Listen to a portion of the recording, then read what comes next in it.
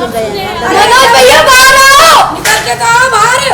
आग की लपटें लगातार यहाँ से उठी और धुएं का गुब्बार अभी भी आपको नज़र आ रहा होगा। यहाँ पर आप देख सकते हैं कितना सारा सामान रखा है, इसमें केमिकल भी हैं, यहाँ पेपर्स भी हुआ करते थे। ये देखिए, ये आपको कैन नज़र आ रही है नीचे, ये कैन नज़र आ रही है, ये निश्चित तौर पर केमिकल की कैन है।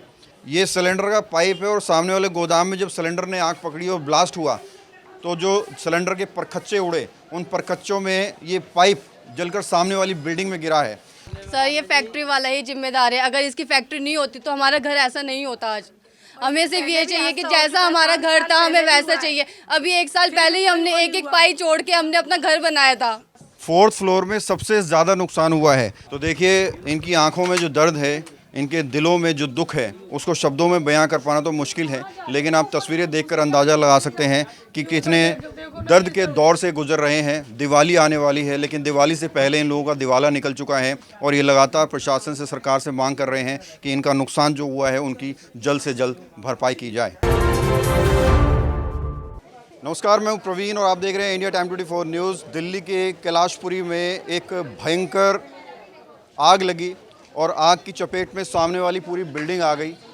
इससे पहले कैमरामैन से कहूँगा वो गोदाम दिखाए जिसके अंदर ये पूरी आग लगी है। शॉर्ट सर्किट हुआ, शॉर्ट सर्किट की वजह से सिलेंडर ने आग पकड़ ली और सिलेंडर में ब्लास्ट हुआ और ब्लास्ट होने के तुरंत बाद सामने वाली बिल्डिंग तक आग पहुँच गई और आग की लपटें इतनी ऊंचाई तक पहुंची कि 4थे फ्लोर में सारा सामान जलकर राख हो गया। जो महिलाएं हैं, जो मालिक हैं मकान के, इन फ्लोर्स के जो मालिक हैं, वो रो रहे हैं। वो कह रहे हैं कि हमारी क्या गलती थी, उन लोगों की क्या गलती थी जो चुपचाप यहाँ पर रह रहे थे, उनका सारा सामान जलकर राख हो गया। अब वो इंसाफ की मांग कर रहे हैं।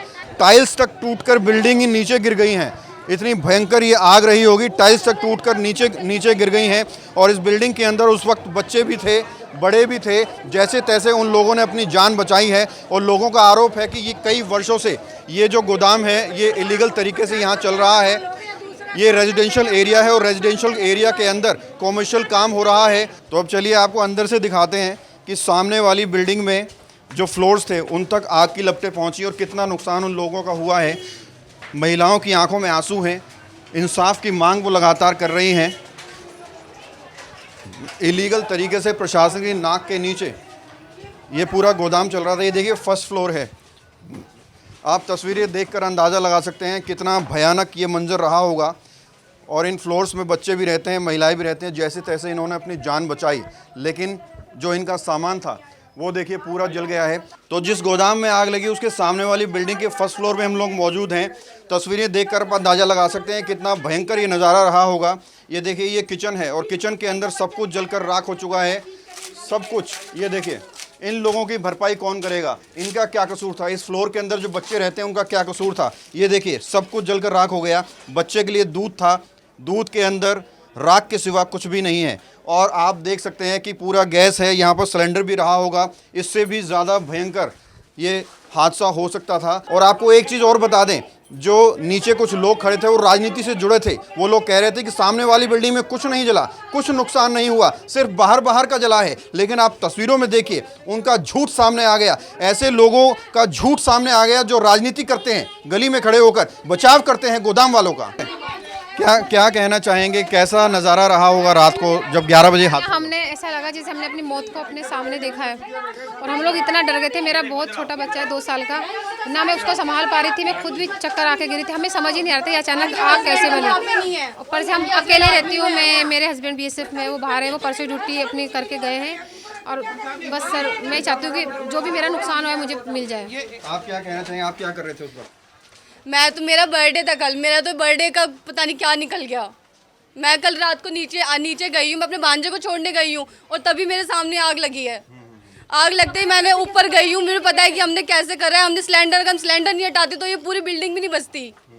2 सिलेंडर थे हमारे घर के अंदर, अपने पापा को ऊपर से निकाला हमने। फैक्ट्री है, फैक्ट्री के बारे में बता रहे थे, गोदाम के बारे में। मैं एक्चुअली मेरी बहन है और मैं जॉब करता हूँ कोटा। तो मुझे पता चला तो मैं सुबह तुरंत आया और ये कंपनी तो है ही सर, ये सभी बोलते हैं यहाँ पे। और हाँ, कंपनी, लेकिन इसका कुछ होते नहीं है। रेजिडेंशियल एरिया में कंपनी होती नहीं, वो भी केमिकल की कंपनी। और इनकी आप वॉशिंग मशीन की हालत देख लो एक बार प्लीज़, एक बार देखिए आप।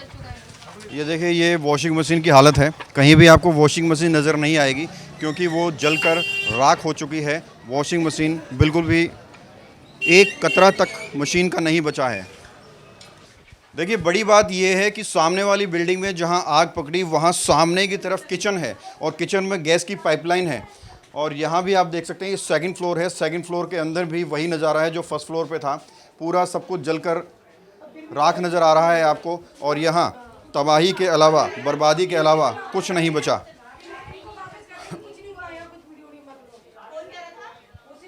ये देखिए, ये एसी है सामने वाली बिल्डिंग में। ये बेडरूम है और बेडरूम में जो एसी लगा था वो देखिए जलकर पूरा पिघल गया है।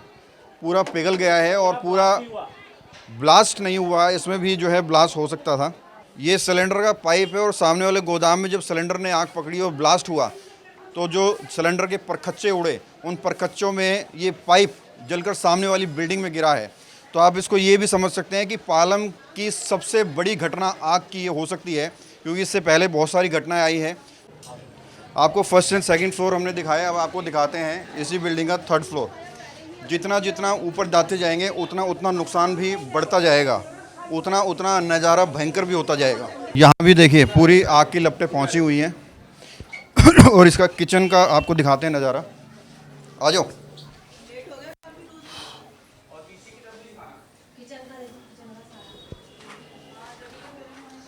ये किचन है और यहाँ भी देखिए वही हाल है। सब कुछ जलकर राख हो गया है, पिघल कर चीज़ें नीचे गिर रही हैं। और ये बिल्डिंग में 4 फ्लोर हैं, चारों फ्लोर पर यही हालत है। काले निशानों के अलावा, काली काली चीज़ों के अलावा, जली हुई चीज़ों के अलावा यहाँ कुछ नहीं बचा। और धुआं देखिए अभी तक निकल रहा है। इस पूरी घटना को 12 से 13 घंटे बीत चुके हैं, लेकिन अभी तक देखिए धुआं निकल रहा है। आग की लपटें सामने की बिल्डिंग के चौथे फ्लोर तक पहुंच गई। और आपको बता दें कि हमारी रिपोर्टिंग का और वीडियो का कुछ लोग नीचे विरोध भी कर रहे हैं। हो सकता है वो राजनीति से जुड़े हुए लोग हों या फिर इस गोदाम के मालिक के समर्थक हो। हमें लगातार रोका जा रहा है वीडियो बनाने से, लेकिन हम आप तक सच पहुँचाएँगे। कोई माइका लाल रोक नहीं पाएगा। अब हम आ गए हैं 4th फ्लोर पे। ये 4th फ्लोर है और इसमें देखिए 4th फ्लोर में सबसे ज़्यादा नुकसान हुआ है। आग की लपटें 4th फ्लोर तक पहुंच गई। और ये देखिए बेडरूम है। बेडरूम में बेड तक ये बिल्कुल कॉर्नर है और कॉर्नर तक पूरी आग पहुंच चुकी है। पूरा आपको यहाँ नज़र आएगा कि कोई ऐसा महल होगा जो जल गया, आपने फिल्मों में देखा होगा, बिल्कुल उसी तरह का ये पूरा नज़ारा है। और सब कुछ आपको यहाँ ख़त्म नज़र आएगा, आपको यहाँ जला हुआ नज़र आएगा। सिर्फ बर्बादियाँ ही बर्बादियाँ आज आपको यहाँ नज़र आ रही होंगी। ये देखिए, ये अलमारी है, ये एसी है। एसी बिल्कुल ख़त्म है, एसी बिल्कुल ख़त्म हो चुका है। और यहाँ देखिए, ये गोदाम था। आग की लपटें लगातार यहाँ से उठी और धुएं का गुब्बार अभी भी आपको नज़र आ रहा होगा। यहाँ पर आप देख सकते हैं कितना सारा सामान रखा है। इसमें केमिकल भी हैं, यहाँ पेपर्स भी हुआ करते थे। ये देखिए, ये आपको कैन नज़र आ रही है नीचे, ये कैन नज़र आ रही है। ये निश्चित तौर पर केमिकल की कैन है। और यहाँ बड़ी मात्रा में केमिकल रखा हुआ था। रेजिडेंशियल ये एरिया है। अवैध तरीके से ये गोदाम यहाँ पर चल रहा था, अंदर काम भी हो रहा था। ये तमाम छोटी छोटी कैनें आपको नज़र आ रही होंगी। ये सब केमिकल नहीं, ये मौत हैं। ये लोगों के लिए यहाँ की मौत है। और इन केमिकल की वजह से ही आग बढ़ी है। सिलेंडर में ब्लास्ट हुआ है और सामने वाली बिल्डिंग में जो महिलाएं हैं, जो लोग हैं, उनको ख़तरा पैदा हुआ है। ये कैलाशपुरी रोड, कैलाशपुरी है। कैलाशपुरी में ये सामने गोदाम है और गोदाम में शॉर्ट सर्किट हुआ, सिलेंडर ने आग पकड़ी, उसके बाद केमिकल में आग लगी और उसके बाद आग की लपटें इतनी दूर दूर तक, इतनी ऊंचाई तक पहुंच गई कि सामने वाली बिल्डिंग में चारों फ्लोर के अंदर एक बड़ी तबाही देखने को मिल रही है। तो देखिए, ये 4th फ्लोर की अलमीरा है और इसके अंदर जितने भी कपड़े थे, जितना भी सामान था, सब कुछ जल चुका है। सामान है, कपड़े हैं। और यहाँ जो लोग रहते हैं वो कह रहे हैं कुछ भी नहीं बचा है पहनने लायक, जो बस शरीर पर कपड़े हैं सिर्फ वही बचे हैं। और इम्पोर्टेंट कागजात भी रहे होंगे, छोटे बच्चों के कपड़े भी रहे होंगे। हर जगह आपको कालस ही कालस नज़र आएगी और उस तबाही के सबूत आपको इस अलमारी के अंदर भी देखने को मिलेंगे। आज 4थे फ्लोर की ये अलमारी है। इस फ्लोर का मालिक कौन है? इस फ्लोर का अच्छा, आपका ये भी क्या कहना चाहेंगे, इस फ्लोर पर सबसे ज़्यादा नुकसान हुआ है, कैसा वो मंजर रहा होगा, कितने आप डर में आ गए थे, और इस पूरा घटनाक्रम हुआ इसका जिम्मेदार किसको मानते हैं? सर ये फैक्ट्री वाला ही जिम्मेदार है। अगर इसकी फैक्ट्री नहीं होती तो हमारा घर ऐसा नहीं होता आज। हमें सिर्फ ये चाहिए कि जैसा हमारा घर था हमें वैसा चाहिए। अभी 1 साल पहले ही हमने एक एक पाई जोड़ के हमने अपना घर बनाया था, और इस घर का देख लो राख हो गया पूरा। और दिवाली आ रही है, हम दिवाली कहाँ बनाएंगे, हम कहाँ सोएंगे, हम क्या खाएंगे, हमारे पास तो जगह ही नहीं है। फैक्ट्री मालिक तो ये कह रहा है कि कोई नुकसान ही नहीं हुआ है आपका। हाँ, घर से नहीं निकलना, बगल में रहता हो, हैं बाहर आके तो निकलना चाहिए। हमारा घर आकर तो हमारा ये घर नहीं था, हमारे लिए महल था, ये मंदिर था हमारे लिए, जो पूरा जल के राख हो चुका है। 3 साल से मकान लिया, हमारे बच्चे काम करते नरेना गांव जो सब्जी मंडी है, वहाँ सब्जी मंडी का काम था, किराए पे रहते थे हमेशा हमारे बच्चे। 3 साल से मकान बनाया है। रेंट पे था? नहीं, ये अभी खरीदा था हमने। किस्त भी पूरी नहीं हुई है, किस्त में अभी पूरी नहीं हुई है इसकी, तो अभी 1-2 साल हुए। राशन देखो क्या मांग करें? सब पूरा चाहिए, हमारी पूरी भरपाई चाहिए।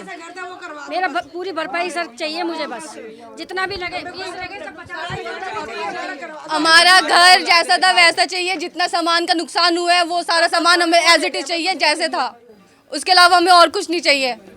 तो देखिए, इनकी आंखों में जो दर्द है, इनके दिलों में जो दुख है, उसको शब्दों में बयां कर पाना तो मुश्किल है, लेकिन आप तस्वीरें देखकर अंदाज़ा लगा सकते हैं कि कितने दर्द के दौर से गुजर रहे हैं। दिवाली आने वाली है, लेकिन दिवाली से पहले इन लोगों का दिवाला निकल चुका है। तो हम उम्मीद करते हैं कि जो ये गोदाम का मालिक है उस पर एक्शन होगा, और जो लोग, जो अधिकारी, जो पुलिसकर्मी इसमें मिले हुए थे, जिनकी नाक के नीचे, जिनकी शह पर ये चल रहा था, पूरी निष्पक्ष जांच होगी और कार्रवाई होगी। और कार्रवाई नहीं, जो सामने लोग हैं जिनकी कोई गलती नहीं है, 1% भी उनकी गलती नहीं है, जो मासूम बच्चे हैं जो सामने की बिल्डिंग में रहते थे, उनकी 1% भी गलती नहीं है। उन्हें लाखों का नुकसान हुआ है, उनके नुकसान की भरपाई भी होनी चाहिए। आज प्रशासन को, सरकार को ये रिपोर्ट बहुत ध्यान से देखनी चाहिए, और आप सबको एक सभ्य नागरिक की तरह, एक जिम्मेदार नागरिक की तरह इस रिपोर्ट को ज़्यादा से ज़्यादा शेयर भी करना चाहिए, ताकि जो आरोपी हैं उनको सज़ा मिल सके, और जिन लोगों को नुकसान हुआ है उनके नुकसान की भरपाई हो सके। कैमरा जर्नलिस्ट दुष्यंत साथ प्रवीण, इंडिया टाइम 24 न्यूज़। खबरों से खबरदार रहने के लिए चैनल को सब्सक्राइब करें और प्रेस करें बेल आइकन।